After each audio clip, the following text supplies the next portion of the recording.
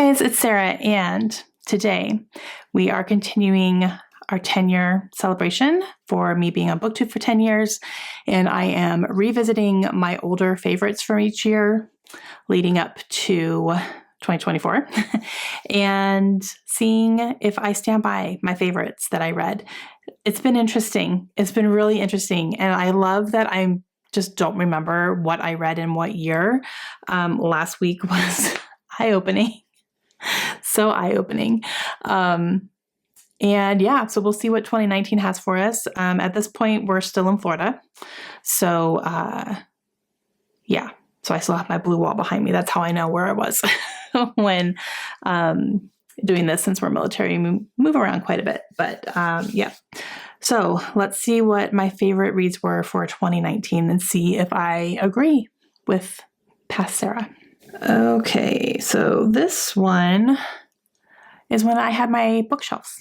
I got my new, last week in 2018, I still had my brown ones that were kind of different shaped, but 2019 is when I got this shelf and I started filming in front of it. So that's going to be my background here. All right, let's see what my favorite books were in 2019. I have no idea. Hey guys, it's Sarah, and today we're going to talk about my favorite children. This is so hard. These are my top 10 books. Back to 10. 2019, okay. The top 10 books that I read in 2019.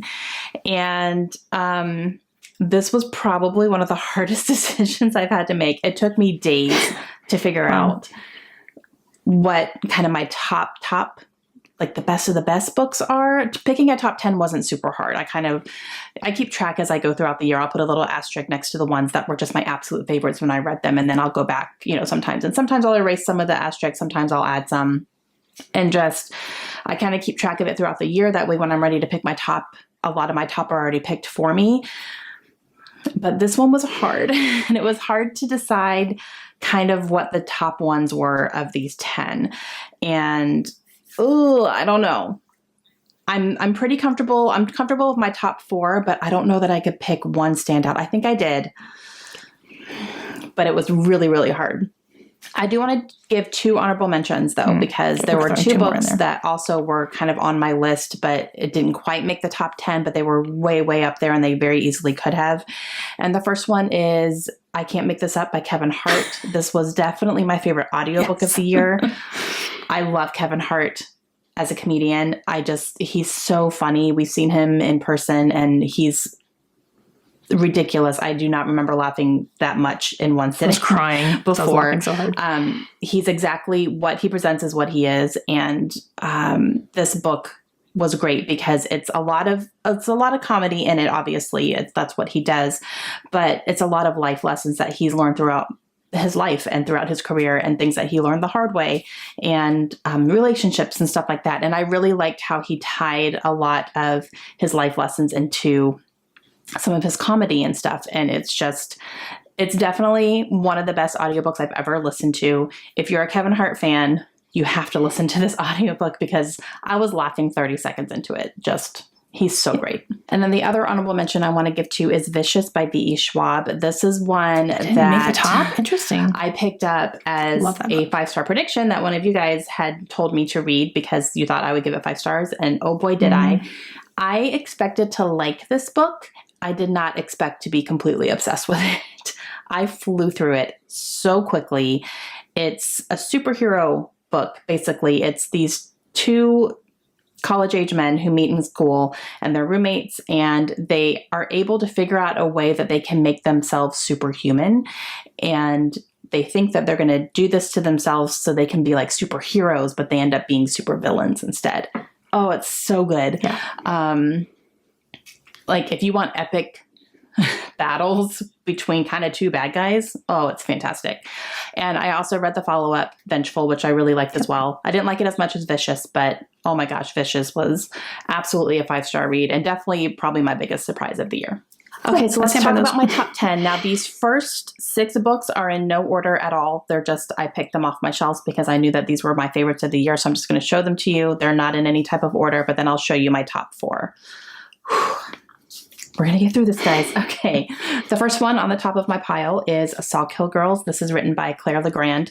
Claire Legrand has quickly become one of my favorite authors. I have given all of her books 5 stars that I have read so far. I have a few more on my shelves now to read thanks to my book outlet haul, and I will definitely be reading those. But this one is a young adult, kind of a magical horror book is what I'm calling it. It's definitely a horror. There's monsters in here. There's magical things happening in this book, and they're pretty scary. It was very Stranger Things-ish to me, from like, that was kind of the vibes I was getting, like supernatural beings and stuff. And oh man, this thing was creepy. Like, this book was very, very creepy. So it follows a girl who moves to this island called Sawkill Rock, and she moves with her mother because her mother takes this job working as a housekeeper for a very prominent family who lives on this island. And upon getting onto the island, this girl learns that there have been multiple girls that have disappeared over the years from this island. Very mysterious. No one knows where they are or how they disappeared or why. And she has her sister disappear. Her sister disappeared on this island very shortly after they get there. And so she's very much involved in trying to figure out what happened to her sister, what's happening to these girls, what's going on. There's some people of interest that are popping up here and there. And you see her band together with a couple of girls to try to figure all this out. At the same time, you know what's going on because you're getting another perspective. So this is like a dual perspective type thing. So you're seeing what is actually going on, and then you're seeing Marion trying to figure out what's going on. It was really, really good. I enjoyed every single page of this book. And it was definitely a 5-star. Okay. I stand by that. I stand by that one. I loved that book 100%. And yeah, it was just a standalone from her. Most of her other books have been series, but that one it really stood out to me. I loved it so much. And that's one that I recommend to people a lot because it was great. So yeah, I 100% stand by that. So another one, which is definitely my favorite nonfiction of the year. So this is my second nonfiction book, including the Kevin Hart one, but The Stranger Beside Me by Anne Rule. Yep. Now this book is one that follows Anne's personal relationship with Ted Bundy. And she worked with him before we knew exactly what he was and what kind of person he was and the infamous serial killer that we know today. She worked with him and had, a personal friendship with him. And she documents that all in this book and talks about their interactions together and her impersonations of him, and when she kind of started having suspicious feelings about him, and the shock that she felt when she found out exactly what he did, and her struggle to believe whether or not this was all true. And she goes to all his trials and she sees the downward spiral that we end up seeing as well. It was fantastic. I ate this up. And I'm not a huge nonfiction reader. I've been picking some things up here and there. I'm being very picky about what I pick up, but this one just kept me captivated the whole time. There was a section in here that all happened close to where I live currently and where I'm from and where I went to college. And, oh my gosh, I've walked down that street probably a million times and I did not know that Ted Bundy was arrested on that street. Like that was where he was captured in Pensacola. I didn't know that. He stayed at a hotel in Crestview, which is 20 miles from my house. And it's just like, oh my gosh, it's so it gave me those vibes, even though all this happened before I was even born, but it was crazy. It counts. I loved every minute of it. Her writing is fantastic in here as well. This is one nonfiction book that I did not listen to the audiobook. I read it and could not put it down. So it was fantastic. Definitely want to read more from this author. Okay. 100% I stand by that. That is probably the best nonfiction book I have read still. Still one of the best for sure. Yeah, because it hit a lot of personal notes for me. So not only with the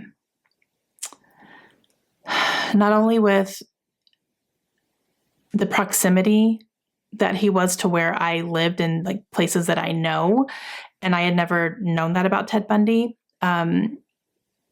just really hit home for me. And then my sorority was actually mentioned in the book as well.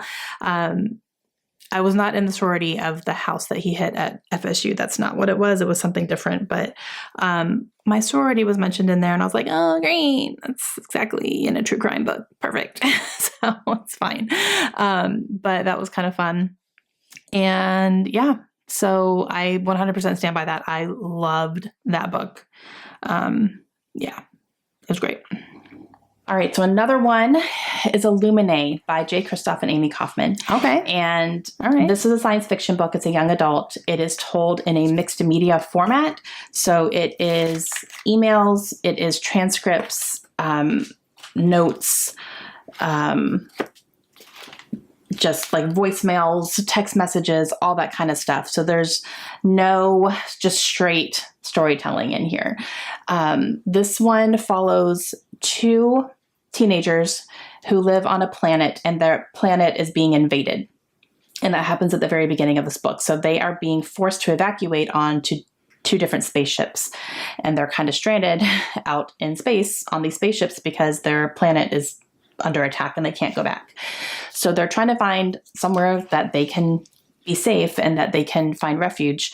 All the while, there's another spaceship that is coming towards them with the intention of taking them out. And oh, it was so good. So you see them communicating because they're on different spaceships. So you see them communicating together and trying to help each other and trying to figure out what's going on. All the while, some weird disease breaks out on both of their ships, and they're under really scary situations. And oh, it was so good. It was so action packed. It was tense. It was like, I felt myself just trying to catch my breath sometimes because of what they were going through. And I listened to the audiobook while I read along in the book. That's exactly how I did it. The entire thing. I went through the entire thing with it along with the audiobook, and I highly, highly recommend doing that. It just adds to the experience, and the audiobook is fantastic. It's a full cast, and it just adds so much more to the text as you're reading it. It gives it more context, and it really immerses you into it. It's almost like an experience. I loved it so much. Easy 5 stars for me. Jay Kristoff is easily becoming one of my favorite authors of all time, and I can't wait to read the other 2 books in this trilogy. I did read them. If you watched last week's video, I did read these. So, yeah, no, I still really enjoyed them a lot. I don't know that I would stand by it as being a favorite anymore. I'll say that. I did read all 3, plus there was a novella in there as well. They were very creative. It was a really cool reading experience for sure, but I don't know that I would put them in like best of type things. So wishy-washy on like standing up for that one, but it is a really cool reading experience. I'll say that. So yeah. Another author that I have discovered this year is Taylor Jenkins Reid, and I picked up The 7 Husbands of Evelyn Hugo. I also read Daisy Jones and the Six. I think I enjoyed this one just a little bit more.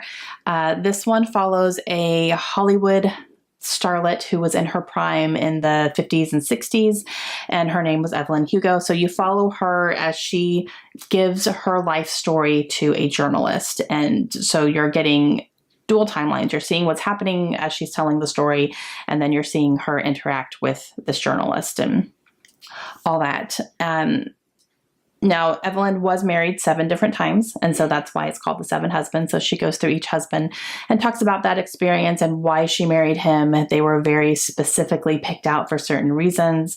And, you know, some of them, she generally felt that she loved them, and some of them helped her get ahead in her career. And then along the way, you find out who her one true actual love is. And then, you know, you find out other things along the way. It was really, really good. I really liked it a lot. I gave it 5 stars. I mean, I really liked it a lot. I loved it. I thought it was brilliantly written. I thought I had some things figured out, but then I didn't really. So I enjoyed that aspect of it as well. And just the way that she writes is fantastic. So of the 2 that I read, they were both 5 stars, but I'm going to put this one on my top. Okay. I stand by that, and I have now read everything that Taylor Jenkins Reid has written. Everything. I've read all of her books, and I'm very excited about her new one coming out as well this year. So definitely going to be pre-ordering that one. Yeah, so I definitely stand by this one. And I think of all of her books so far, that one's pretty high up there. I feel like One True Loves might be my favorite.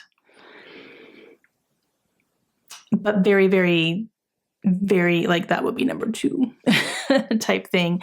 I just really loved One True Loves. I love the characters so much. Yeah, so I definitely stand by that one. So, okay, let's see what's next. Another 5-star read. I think these are all 5-star reads, let's be real. Yeah, The Silent Patient by Alex Michaelides. And this one, did I say Michaelides?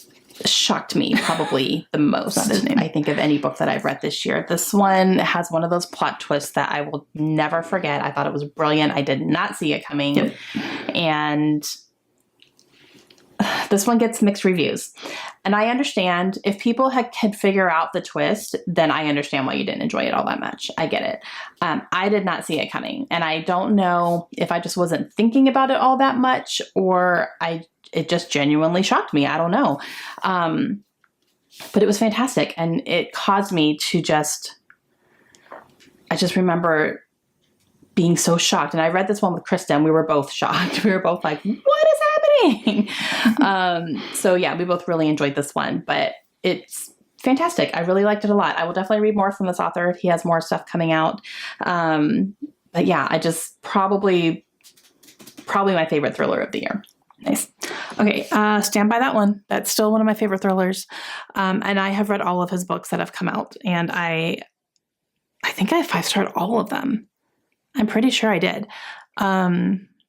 Yeah, no, I love his writing. I absolutely love his writing. And that's not how you say his last name, Sarah. It's actually Michaelides. I was able to attend a virtual presentation for him when The Fury came out, which is his most recent book, through Barnes & Noble. I was able to participate in that, which was awesome. And he talked a lot about what he likes to read and where his inspiration was from. And it was really fascinating to hear him talk about his writing process and everything. So that was really cool. But yeah, so nope, I stand by that one. Silent Patient is fantastic. I recommend it all the time. And another one, Game of Thrones by George R.R. Martin. This was my Game of Thrones year because I watched the entire TV series and then I picked up the first book and read it. I read this along with Brittany from the Continuing Chronicles, and we absolutely loved it. We took an entire... Okay, I'm pausing for a second. Brittany, that's Brittany from Rescues and Reads. She changed her channel name since then. She used to be the Continuing Chronicles, but man, me and Brittany have been talking since 2019 at least. That's awesome. That's awesome. Okay, back to Game of Thrones. Month to read it, and we had both seen the show before, so we both knew the show and kind of knew the characters going into it. So for me, I think that helped my enjoyment of it, or it helped me to follow along and be able to read through it a little quicker. I think if I had gone into this completely cold and not seeing the show, it might have taken me longer to get through because there's so many characters that you're following in here and so many different plot lines to follow, which is what the show is as well. But already having that, basically told to me in the TV show format was good. And the first season of the show is this book. It's exactly the same. So, but because of that, I loved it because I love the TV show so much. And it was great to be with these characters again. And just to kind of relive all that, I was rewatching the scenes in my head as I was reading the book. So it was done really, really well. I do plan to read this entire series now. I have seen the entire TV show. I know that they are different at some point. I have heard, this is all hearsay, I have heard that after book 2 is when the TV show started deviating. So I think book 2 is going to be pretty similar to season 2.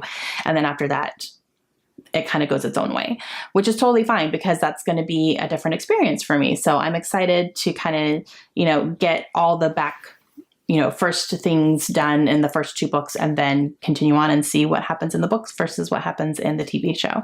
So I'm excited to see that, but loved this. I loved every page of it.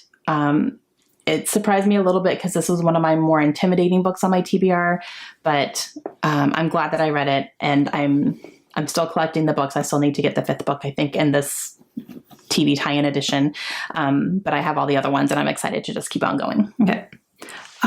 Did not keep on going. I have still not read book 2.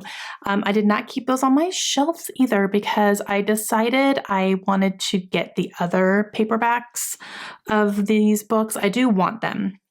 I just want these ones instead. These are the ones I want on my shelves. They're prettier. They're prettier than the TV tie-in editions. I was just like, I had that first one, so I was like, well, I'll just collect these, and I did, and then I ended up selling them. So eventually I will get the ones that I really want, and I will continue. I'm not in a big hurry to do that by any means at all, mainly because it's not a finished series, and I don't know that it's ever going to be a finished series. So we'll see. We'll see. I don't know. At some point in my life, I will go back to Game of Thrones and I will actually read, I'll read the whole thing, but we'll see. I don't know. But I stand by it. I do. It was fantastic. It was written in a way that I was still kind of getting into fantasy a little bit. So yeah, it was great. Loved it and loved the show too. Okay, guys, now we're getting into our top 4. Oh, top 4. Okay, I think this is in the right order. Okay. Number 4 is Love and Other Words by Christina Lauren. And this is another favorite author of all time. I think I've read 3 different authors that have become my favorites. So Christina Lauren, Taylor Jenkins Reid, and Claire Legrand. I have discovered them for myself this year and got it. Cannot put their books down. And every single book I've read by all of them have been 5 stars. So it's been fantastic. And this one I think is my favorite of the 3 that I read from them this year. This one follows, Elliot and Macy. And I feel like I've been talking about this book a lot, but it's just so good. Elliot and Macy, they meet when they are young children. Well, young children, they're like 11 or 12 or something. They form a friendship, and you see that friendship grow closer over the years and into high school, and then it becomes something more. And then it very quickly dissipates, and they cut off communication completely because of something that happened. Fast forward, I believe 11 years later, they accidentally run into each other in a coffee shop, and that spark is immediately back. And you see them struggle with whether or not they want to be a part of each other's lives again, because they have both kind of moved on.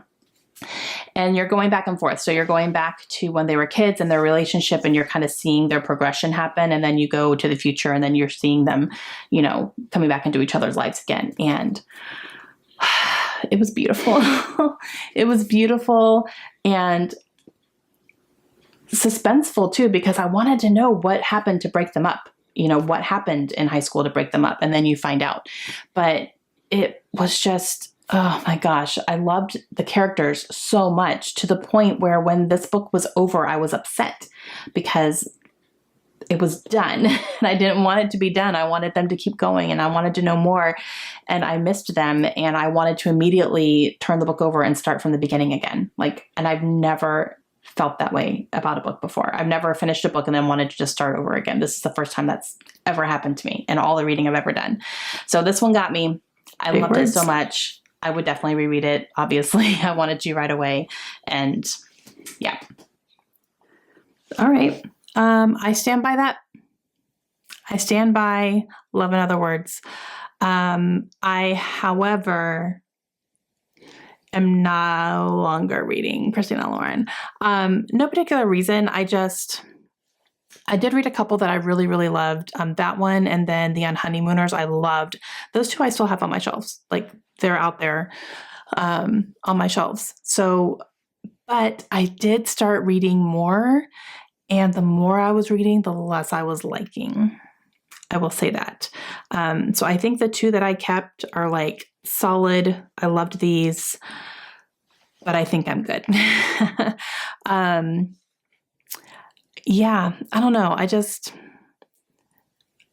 kept reading, and I just kept kind of feeling a little middle of the road about a lot of their books. So, yeah, I'm not planning to pick up any more from Christina Lauren, to be honest with you, which, that's fine. So I'm not standing by them being favorite authors of all time, but I really, really did love and Other Words.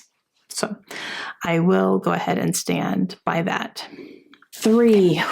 Okay. Nevermore by Jessica Townsend. I read the first 2 books in the Nevermore series this year, and I am eagerly awaiting the third book, which comes out in August. Oh, it's killing me. It was supposed to come out in March and now it's pushed to August, and I cried a little bit. This is a middle grade I'll talk in a minute. magical book, and it follows a young girl named Morgan Crow, and she is 11 years old, turning 11 years old in the beginning of this book, and she believes that she's cursed, or everyone around her believes that she's cursed. So things happen around her that are always awful and bad, and people blame her for it because she's cursed. Therefore, if you're even standing next to her, something bad's going to happen to you because that's how cursed she is. Now, children who are cursed are predicted to die on their 11th birthday. So she's ready. She's prepared for this. She knows what's going to happen. She's made peace with it. At her 11th birthday party, a man named Jupiter North shows up and basically says, "Hey, you don't have to die. Come with me." She does, and he takes her to this place called Nevermore. Now, Nevermore is a section of their world that she didn't even know existed, and it has a magical academy there where you have to apply and you have to be nominated to get in, and then you have to go through all these trials to get into it. So this just has like all of my buzzwords in it. It's magic, it's trials, so good. I loved every single word of this book. I really did. It gets a lot of comparisons to Harry Potter, which I completely agree with, but it's not Harry Potter. It's different enough that you can tell it's not trying to be Harry Potter. It is its own thing. It's its own story. It's not copying Harry Potter at all, but it gives you the same kind of feelings that I had when I was reading Harry Potter as well, which is my favorite book series of all time. So because of that, absolutely made it into my top 3. And I loved the second book as well. And I'm so excited for the third book. And I loved them. Eat it up. Okay. I stand by this. However, let's talk about the timelines for when these books are being released. Okay. So I read that in 2019. And I'd read book 2 in 2019 as well. So, yes, the Nevermore series. I have still only read the first 2. I have the third one. I haven't read it yet. The reason I haven't read it yet is because book 4 has been pushed off and pushed off and pushed off and pushed off for I think we're going on 3 years now. I'm not kidding. I think book 3 got pushed off a little. Yeah, it did. I talked about that. It got pushed off a little bit as well. And then just book 4, I don't know when it's coming out. There's a date now, but that date changes consistently. I feel like the date might be June right now. We're just going to see. I'm not holding my breath. I've had that thing pre-ordered for I'm not kidding you guys. I think we're going on 3 years now. And I don't know what Jessica Townsend's going through. I don't know her situations or whatever, or why it's taking so long for them to, come out. But it's preventing me from reading them because I don't want to read them too early and then need to reread them again, because at this point I definitely need to reread the first 2 books and then read book 3 and then read book 4 when it comes out. So if we end up getting book 4 this year, I will do that. I will reread and I will read all 4 books. I almost feel like someone told me at one point the first 3 books was a story arc and then the next ones are going to be another story arc. I don't know if that's accurate or not because I don't know any information. If that's the case, I could have just read book 3 and had read it as a trilogy almost, but I'm not sure what that situation is because there's been no news about it. So at least not news that I could find, but I stand by Nevermore. That is one that I really recommended a lot when we were at Barnes & Noble, when I was working there. And if, kids were looking for a new series to get into, I would say, do you like Harry Potter? Read this. So I said that a lot. I recommended it all the time. But yeah, so I stand by it, but I haven't continued in the series after book 2 because we don't know when book number 4 is coming out. So we'll see. I'm going to keep an open mind and hope that it does come out in June. I think that's the current date, but we'll see. because that's been pushed off consistently as well. So, all right, let's see what my top 2 are. Number 2 and number 1, I went back and forth, you guys. I could have put either one in either one of these spots. So that being said, number 2 is Scythe by Neil Shusterman. I loved this book. I spent the whole time almost with my mouth hanging open because of how shocked I was at how good it was. And I've heard wonderful things and everyone raves about it. And I don't know why I slept on it for so long because I've had this for a while. But I finally picked it up and I loved it so much. Obviously, it's one of my favorites of the year. So this follows I'm going to call it a utopian world where it's set in the future. It's set in our world, but it's set in the future. And society has come up with a way where death does not exist anymore. So there's no sickness, there's no cancer, there's no dying from a car accident. None of that stuff can happen to you anymore. But that also means there's no population control because no one's dying, but people are still having babies. And when you reach a certain age, you can actually reset yourself to go back to a younger version of yourself. And then you can kind of start over again almost. So you can have more children when you do that. And that's what people are doing. And it's going to be overpopulated. And then you're not going to be able to live, right? So they had to come up with a way to have population control. And that's where the Scythes come in. These are trained people who are appointed to determine who is going to actually die. And there's a certain system they have to follow. There's certain guidelines they have to follow. It's regulated. They have to answer to all of the kills that they make. And you see our 2 main characters become apprentices for a scythe. And so they are learning the process of it. They're learning what goes into it and what it takes and how hard it is. And it was fascinating. It really was. Just a lot of the commentary on it was so interesting, and it made you think about, what if you were in that position where you had to decide who lived and who died? How would you make that decision? And some of it made sense and then some of it didn't. And you see, people be partial to a certain type of people and, or make a certain type of people more of a victim for them. So it was really, really interesting. A lot happens in here, so I'm not going to go into any details, obviously, but I loved it so much. I cannot wait to read the other 2 books in this trilogy. I do have them on my shelf, so I do plan to get to those very, very soon. But I absolutely loved it. Neil Shusterman, more please of him. And yeah, I loved it. Okay. 100% stand by that. And I did read the entire trilogy. The only thing in that series I haven't read is The Gleanings, which is some short stories, but I do have that now. I just recently bought it actually. So I do plan to read those as well. But yeah, no, that trilogy is fantastic. The first book is one that I recommend a lot as well. I'm trying to get my daughter to read Scythe. I think she would really like it. I haven't quite convinced her yet, but yeah, no, it's fantastic. I love that trilogy 1000%. So yep, stand by that one. Okay, let's see what my number 1 is because that's a good one. Okay, here we go. Number 1. But it could have been Scythe. But the number 1 book that was my absolute favorite that I read in 2019 was Beartown by Frederick Lockman. Yep. You want to talk about social commentary? Oh my gosh, this one was insane. Yep. So this follows a very small town in Sweden that is very much centered around this hockey team that is in their town. That is basically the center of their town.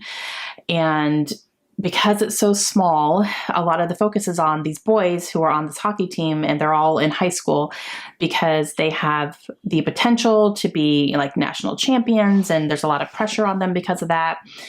They are relying on these boys to help their economy by bringing people in and having people wanting to join this team. So they're moving to the town and, all that stuff. So they are very, very popular, pretty much treated like gods, very similar to the way some of our pro athletes are treated as well.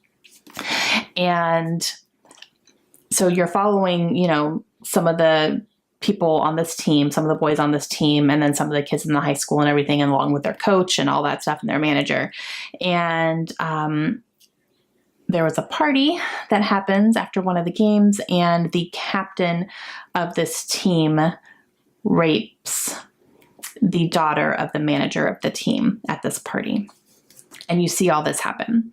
The big talking points and the big things that really affect you is the aftermath of that, because you see the town react to it because it's not a secret. There's witnesses. There's, she comes forward about it. And so you see how people react to her. You see how people react to him, to the team, to the kids who were there, to the families of both of them. And you see how they react themselves. So this book is full of quotable lines. Like, I could have probably filled a notebook just copying down, quotes and things from here that he gets so right, and just makes you, like, so many times I paused and I went, oh man, like, wow. I definitely, if you haven't read this, I would recommend reading it with somebody. I read this one with Amanda from the Curly Reader, and we had a lot to talk about back and forth.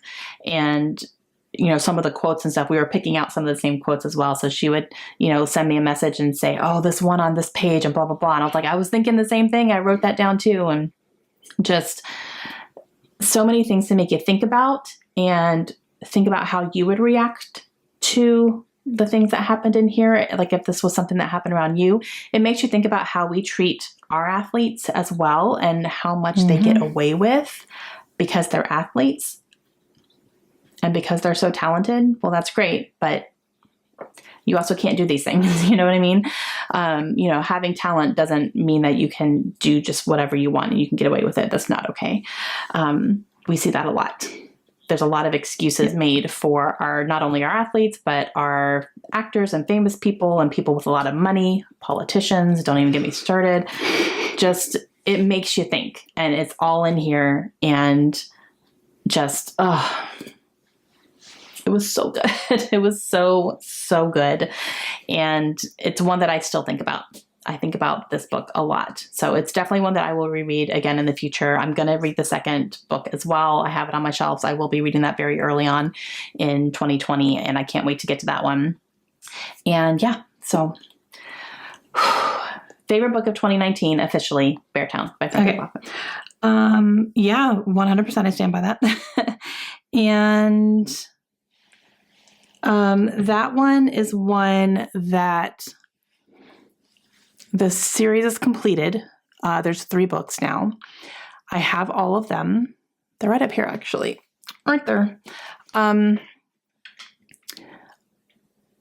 trying to decide if I want to reread Beartown, and then Us Against You, and then The Winners. The Winners I have not read, the 3rd book, but I did read the 2nd book. I'm trying to decide if I'm going to revisit. That makes me want to. And I had heard that you don't have to, that there's enough refresher in The Winners. But I mean, this was in 2019 that I read that. We're talking 5 years ago. Oh, 6 years ago now. Gosh, we're in 2025. Yeah. Yikes. Yeah, I don't know. I'd have to think a little bit more on that. I have heard you don't have to, but I kind of want to, especially after seeing that. That kind of makes me want to reread Beartown again and continue and read the whole series. Maybe that could be a binge that I do this year. So something to think about for that one as well. Okay, that was a good list. I stood by all of those. I think Illuminae, that was more the experience, I think, than the actual book. So I think that's probably the only one I would not put on a favorites list anymore, but everything else 100%.